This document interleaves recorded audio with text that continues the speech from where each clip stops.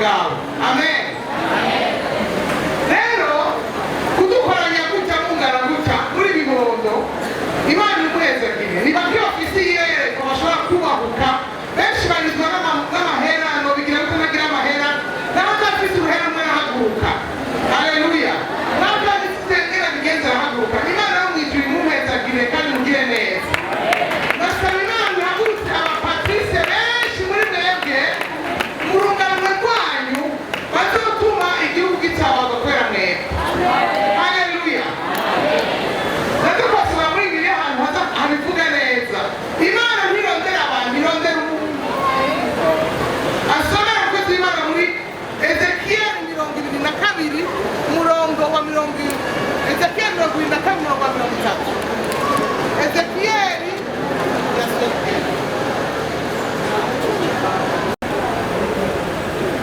kandi nabarondeyemo umuntu yosana uruzitiro agaragara imbere yanjye mu gihengeri ahagarariye igihugu ngo sindagihomye ariko nta n'umwe nabonye.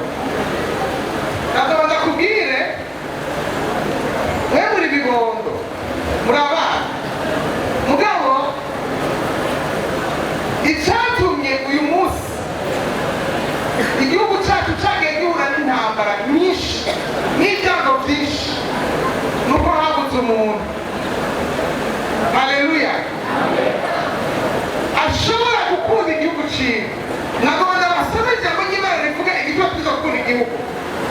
Imana yaremye umuntu imushyira mu itongo rya Edeni. Ni ukuvuga ngo yamuteretse muri provinsi runaka, muri komine runaka, muri zone runaka, ku mutumba runaka. Haleluya. Si kugihama n'umunyabubanza, si kugihama agenda umurundikazi, si kugihama by'abanyafurika. Hari impamvu. Amen. Abarundi bavuga ngo umukene na nyina na mwana. Nabyumvise. Abarundi bafise indwara y'ipanga igihugu cyabo. Kandi ibyo rero Imana ni nk'upanga nyoko. Wabyumvise. Nta kindi gihugu muzapfa murose cy'iwanyu. N'isi yose aho muzaza muzokwitwa impunzi. Nabyumvise. Iki gihugu utagikunze kugisengere mukibungabunge uzohugihunga ugende muri Amerika baguha ikarata y'impunzi. Naho bazoguha ikarata y'impunzi, naho baguha nationalite uzopfa uri impunzi kuko uyundi munsi bazobwira ngo wowe nturi umunyamerika. Subira iwanyu. Mwabyumvise? Iki nico gihugu Imana yaduteyemo. Vuga ngo nishimye ko nari Umurundi. Kandi ushobora kuba utakinezerewe, ushobora kuba ugikeneyemo mugabo niba wakora ibyo Patrice ariko arakubwira, ariko akora amaporogaramu menshi ubwira ngo Abarundi abashene mutungane. Haleluya. Abarundi mufise karakteri y'ubunebwe. Ubunebwe amaboko yanyu murakore. Mwirambaye bikumva ishavu. Amaboko yacu tuza kuyakoresha n'umutwe n'ubwenge kugira ngo dushobore kuva mu bukene. Ubukene ntibugamisha abantu igihugu cyabo. Haleluya. Ntabwo banagira ngo nta gihugu cyiza nk'Uburundi. Ntabwo ntacyo uzapfa urose ku isi cyiza nk'Uburundi. Kuko uri Umurundi ureba intego z'Abarundi. Ntabwo banakubwira ngo n'abari hanze ntimwibaze ngo bari mu ijuru. Nababwiza ukuri. Niyo bivuga abantu bari hanze baragize ingabo ntibavuga. Ntabwo banabwira ngo ushaka guhema intego ngo wumve ko unezero utari wanyu. Ntibikunda aho uciye hose kubona igisuru ntabwo ibisi. Hari umuntu arikunkumbuye gutya abanyuma ngo umuntu muramucafuje. Kubera utari wanyu. Mbwa muri wanyu. Mukene, muhage, mugorwe ni wanyu. Ngaha ni wacu. Sinzacunga urimo muri iki gihe. Mwana y'igihe kitazohera. Iyi niyo si Imana yaduteyemo. Kundi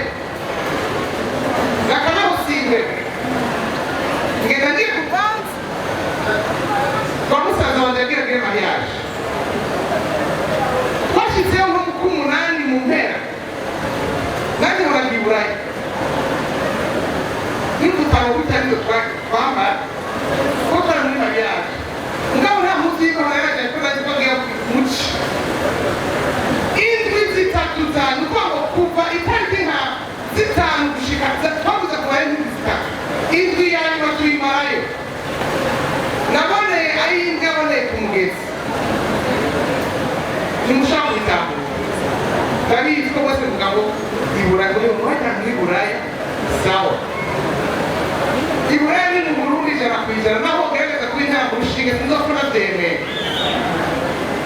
naba hari Buraya ariho heza hambere iwabo n'umuntu niho Iburaya jewe ijwi ya nyuma ntangura kumva imbeho musaza wanjye arambwira ati burya narurakanye nkora yambaye agapira agatisheti ati aturakanye ntirarembye bamupira imbeho ikinjira hagati mu miheha y'umupira ntavanjegetswa nshyize mu nzu nasa shofaje sisohoke nkaganariye inzira yose hagira ko dutaha i Burundi narahegete n'ishavu numva nashaka kukwimiriye ninjira mu ndege nari kumwe na mama wanje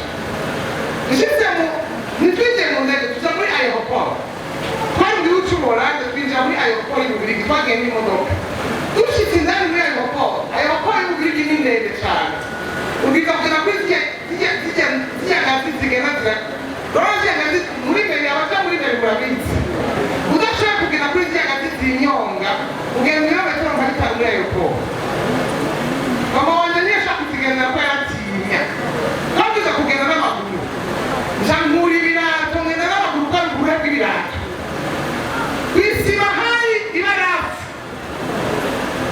ndatetera gushobora ikikimuga iyo mari kinyinjira mu magufa jisa mu ndege mu magufwa ndifuka ibintu byose narifise mu magufwa ko mu ndege hariyo privatization yamari inzira n'indani ntabwo kuba bose mu mazi dushitse kuri aeroport y'u Burundi turiko turamanuka baje hotesi bavuga ngo utapete y'u Burundi nguri kumadogere n'abavuga 20 n'ingani mumaze bavuga iyo dogere bari mu asina umekme nene gushika iwacu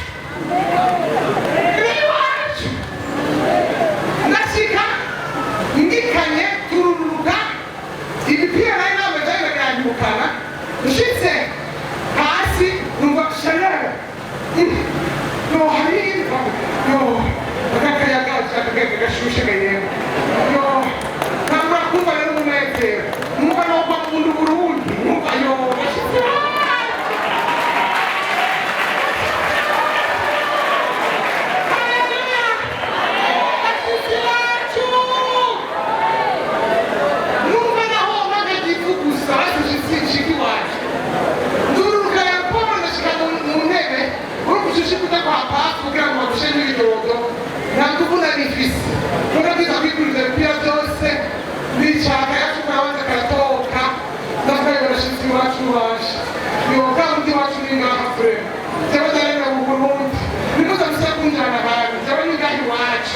Hallelujah.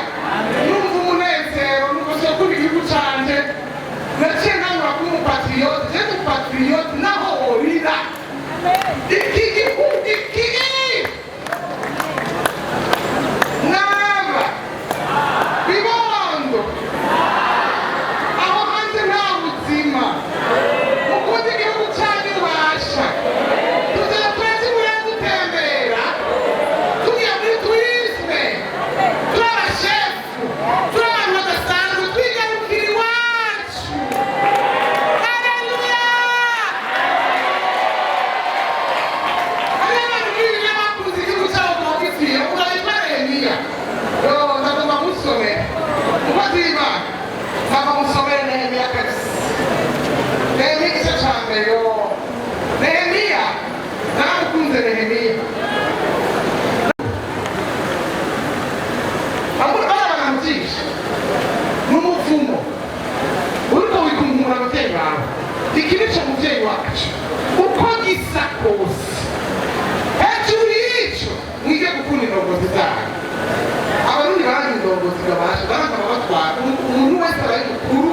mu gihugu cy'u Burundi sinzi indwara abarundi barwaye basiye banziruzana tukaye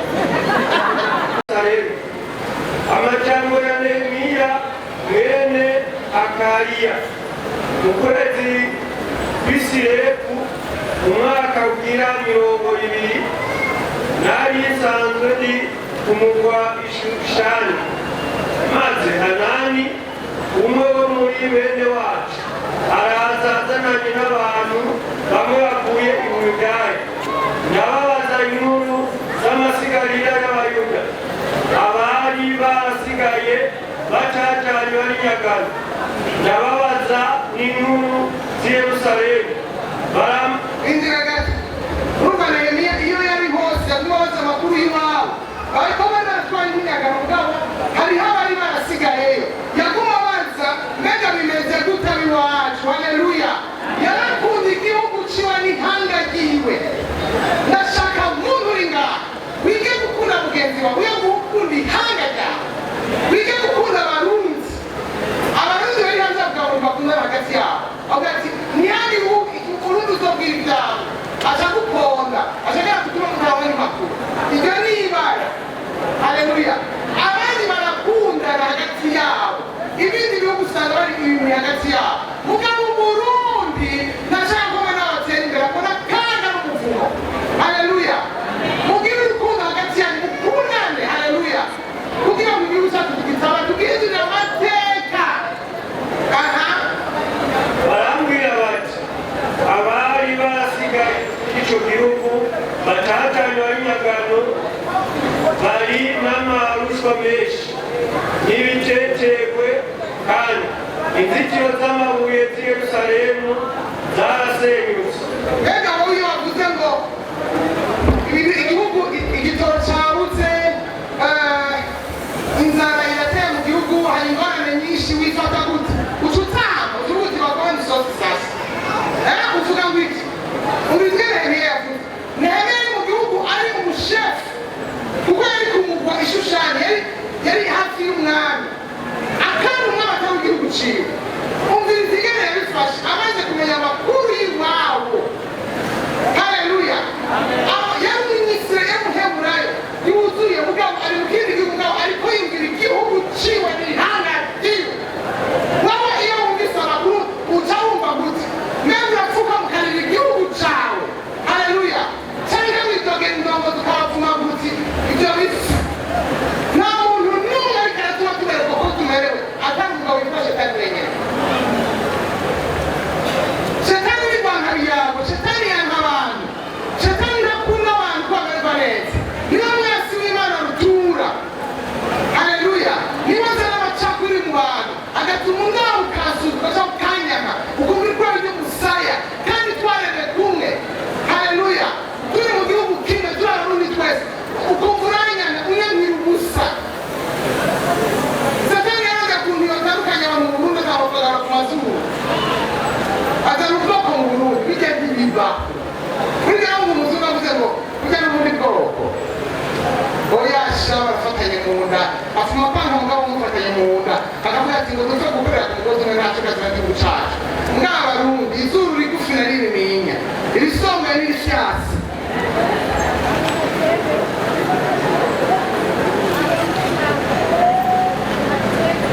abasabye mumbwira iryo te muzanye abarundi bose mukababwira muze mubitegereze murabe neza ko mwobitora mu bivyo bintu, kandi mwaravyemeye murabishira mu bwonko bwanyu, murazana ubwoko n'amacakubiri nivyo byonyene mwisi. muze muzane abakongomani bagabure nabo mubatora, muze muzane ubwoko bwose bw'ibintu. twebwe nivyo byonyene ngo umuhutu n'umututsi ebabira unonona hagati yabo barangana hagati yabo. iryo sivuma mwebwe muvyumva. Imana yavuze twagize iya mbere iduha guhuza umutima n'inama. kuko mwebwe yuko abarundi bavuze ngo ahari ubumwe umuhoro, ariko ahari amacakubiri. Imana igihe yabona umunara w'ibabere ibona batanze kubaka ngo umunara ushika ku Mana hejuru. ikintu co yari yakoze yanyuranyije indimi zabo. Haleluya! nasenga Imana nk'uko yaduhaye ikirundi tukaba kivuga kuba mu maprovensi yose. Imana iduha ubumwe buva kuri yo mu izina rya Yesu, kugira ngo twubake paradizo Imana yavuze mu gihugu. soma. barambwira bati abari barasigaye muri ico gihugu batacanywe ari nyagano bari n'amarushwa menshi n'ibitetegwe, kandi inzitiro z'amabuye z'i Yerusalemu zasambutse n'amarembo yabo yarahiye. Isengesho rya Nehemiya nuko maze kuba izo nkuru canica ngaho ndarira. Umviriza, mbega iyo wumvise amakuru y'igihugu cyawe urarira? Iyo wumvise amakuru y'igihugu cyawe udashonje, ukumva ko abandi batagira ingene bagenda muri na bisi bahagaze kwibara imvura ikirabaturitsa, nawe urarira ngo uririre Imana kugira ihindure ibintu. Iyo wahanze abandi bantu bashonje urarira, nehemye ko takintu kimwe yarabuze. Umviriza ingene yabigenjeje. Mara iminsi mbabaye nisonzesha.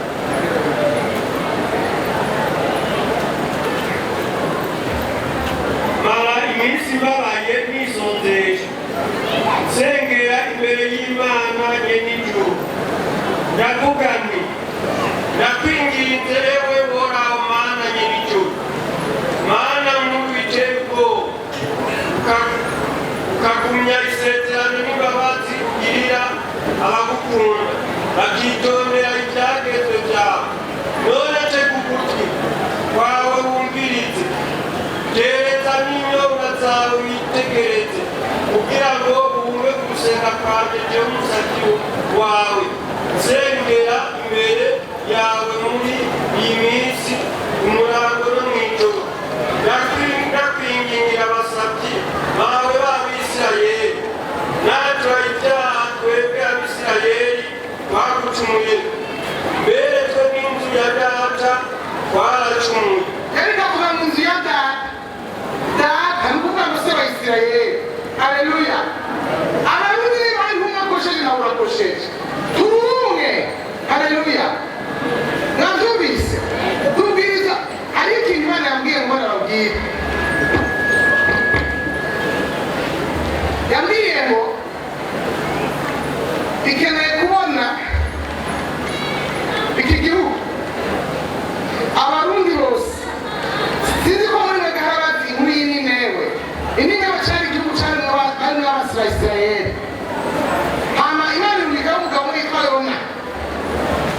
Yona ko yari umuheburayo araza kugenda ko yavuga ati abantu bashobora gukira ndazi. Imana ni ibice. Imana ishimumiza urufi agwa mu hagati ndani y'urufi kugira ngo ashobore kwemera. Uyu mugabo Yona abonye Imana imugondora ashaka kuvugana n'umwami. Kuko aravuga ati genda waburenge kabisa. Yani ntanga rindi atari iry'Imana. Mugabo uyu mwami acadekreta, umviriza shaka. Nawe tumunsi ukwisonzesha kw'igihugu cyose kinini. N'intare isondeshe n'intare n'inkoko, ariko yari uwo munsi ibikoko byose by'inini byarisondesheje bapfukamira Imana. Imana irabagirira neza, Imana ikikura ibyago byose yari yateguye. Ndaza kubona abarundi bose turi muri sheni dupfukamiye Imana, reka tugonde peyi twihana ibyaha twakoze bw'Imana tugirira imbabazi. Kuko ntibishoboka ko igihe cyose tuduga dusubira inyuma, turaduga tukamanuka.